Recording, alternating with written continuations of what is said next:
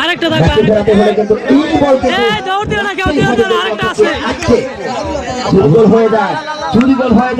যদি গোল হয়ে যায় তাহলে কিন্তু আজকের ম্যাচের জয়ী কিন্তু আমরা পেয়ে যাব। একেবারেই পুরো দায়িত্বটা কিন্তু আজকে ওই গোলরক্ষকের কাঁধে। পারবে কি ম্যাচে রাখতে ওই বক্সিগঞ্জকে, সেটি দেখবার বিষয়।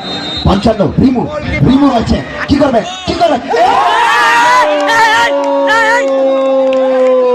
সেই সাথে আজকের ম্যাচে জয়ী ওই ছোট্টার